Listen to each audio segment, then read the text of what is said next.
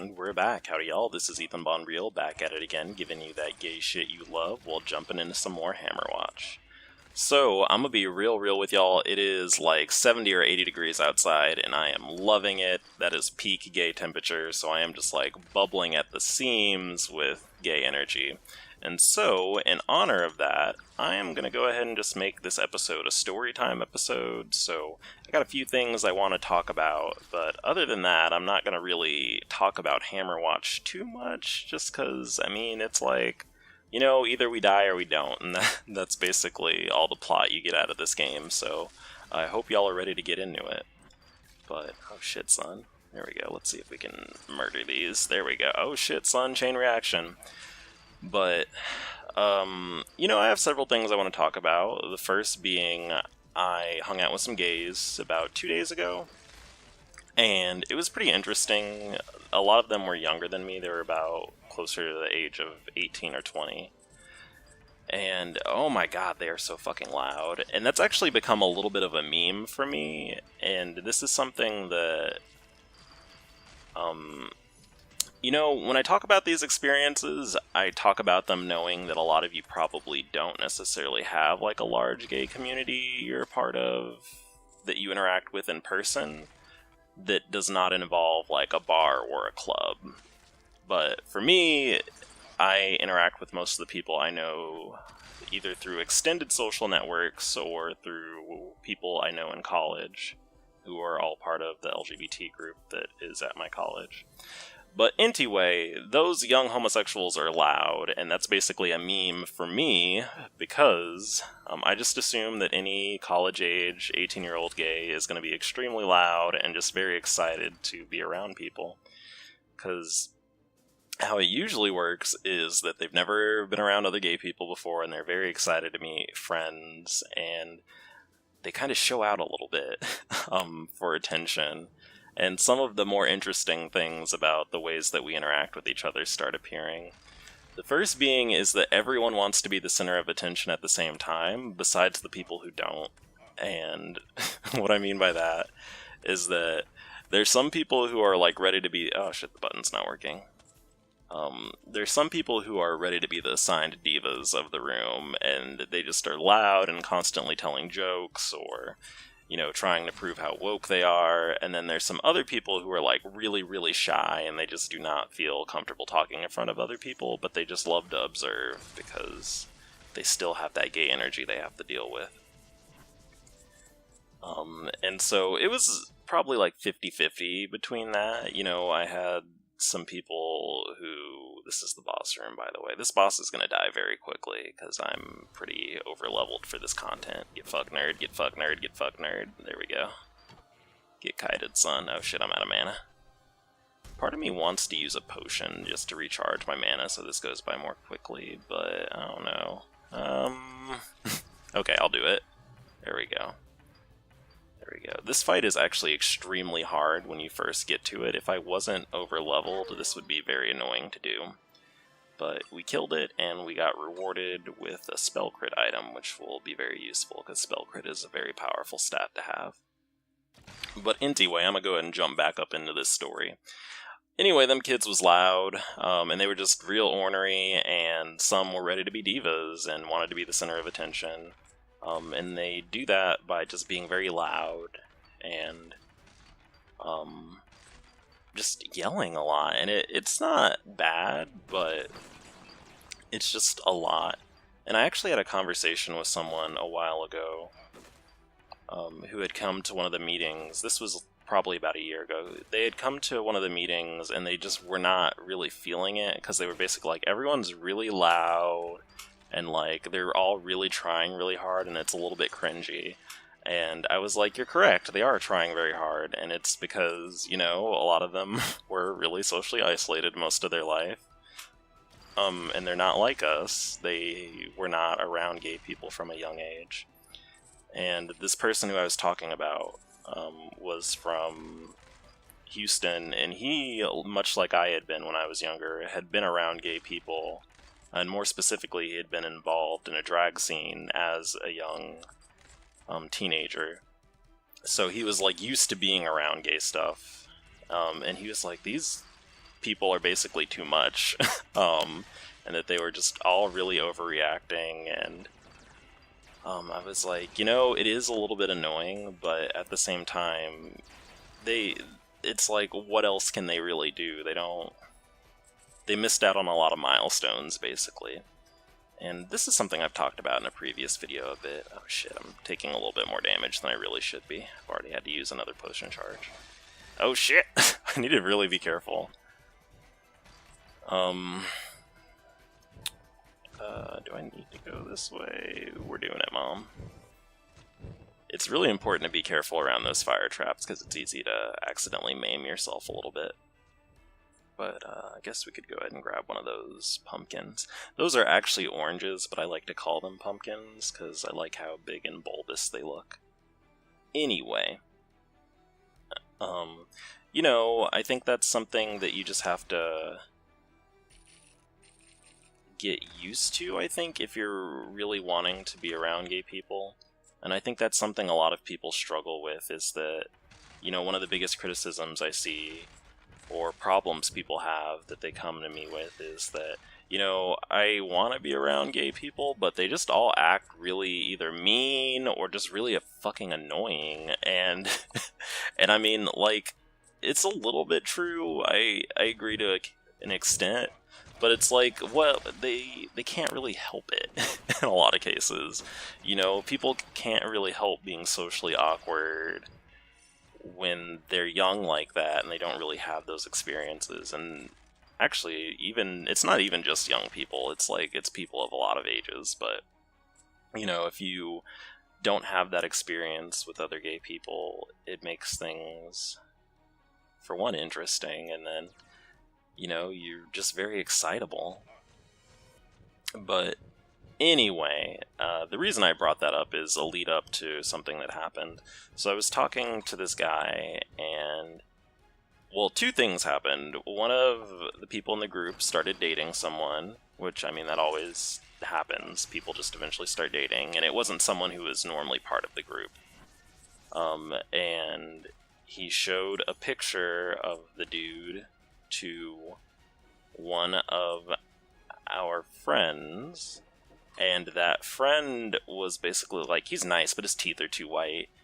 And he's like, I can't trust guys like that. And in my mind, I was like, even though he's like joking a little bit, I think that was kind of like a mean thing to say. Like, there's really nothing that prompted it. It was like, someone was showing the person that they're interested in, and then you just had something not nice to say. And that's one of the ways that, I don't want to say awkwardness manifests, but one of the ways that we tend to be a little bit, not nice to each other. And I think it's because, from what I know about this person, he's actually kind of really insecure. And I recognize that in him. He's very insecure in a gay way, where he just tends to be very threatened by other people, and feel like he's unattractive, and feels like, you know, no one will ever love him. And so basically standard gay emotions in a lot of cases, really. Standard, awkward, gay, nerdy emotions. No one will ever love me, everyone else is having more sex than me, everyone else is more attractive than me, and I will always be single. And that manifests in kind of an ugly way, where he just says mean things about people sometimes, or just really brings attention to people's flaws without prompting, which, again, that's actually almost like a gay meme, where when you're insecure, sometimes you learn to pick up on other people's flaws as a way to, like, help protect your own self-esteem. So, like, you know, if you feel bad about yourself, sometimes it's easier to be like, well, actually, all these other guys... Oh, man, I am doing a lot of fucking damage. All these other guys aren't shit anyway, so, like, let me just find their flaws so that I can feel better about myself. But that's mean. It is very hard to make friends if you do that. And there are other ways to really deal with that kind of problem, in my opinion. But he did that, and I started to say, there's nothing wrong with that dude's teeth, but they were being really loud and they couldn't really hear me, and I was like, I don't feel like fucking raising my voice to be calling this person out. And then I didn't even really want to call him out. I just was like, you know, I don't think you meant to be that mean. I think that you just were feeling a little bit kind of to be real jealous that this person was with someone and you needed to find a way to make yourself feel better by finding a flaw with them. But, oh shit. Oh, there we go. But something else happened that night too. This other guy also did something kind of similar, but it was a different variation of it, where we were basically, I don't even remember what we were talking about, but something about facial hair got brought up, and he just kind of unprompted was like, I find facial hair disgusting, and it looks like guys with facial hair have shit all over their face. Like, not like shit, like they look gross, like they literally have shit on their face. And I was basically like, you're sitting... I didn't say this verbatim, but you're sitting in a room full of people with facial hair who are gay, who like all feel kind of like we have body image issues. And then one of the people before literally had even said, my skin is brown and I'm dark brown and people make fun of how I look, and so I felt compelled to shave so that I didn't look darker, so that people would stop fucking making fun of me as a kid. And then this person just still sat up and just said, I think that people with... He didn't even say it that way. He said, people with facial hair look like they have shit all over them and they look gross. And it was like, no one really asked you to say that. And, if you're feeling a little bit confused about why that's bothersome to me, I'll try to explain here. So the first thing is that it's not wrong to not find facial hair attractive, but in the context of you hanging out with other people and basically saying the way you look specifically, you person with facial hair, disgusts me. That's very... Oh shit. Okay, this is a pretty intense puzzle. So we have to time this really well and make sure we go fast, or I'm gonna die on the... Oh shit, god damn it. I'm gonna try to be patient here to make sure we get through this without getting murdered. Oh my god, please. There we go. Let's go, let's go. Alright, we got it, and we got plate mail, that's good. But, in context, like, you're entitled to have your attraction. Like, I'm never gonna be one of those people who is like, you need to be attracted to certain things. But... the way that you handle it in a group of people who are supposed to be your friends, like, that was just very rude. And also, on top of that, I think sometimes gay people will do this thing where we...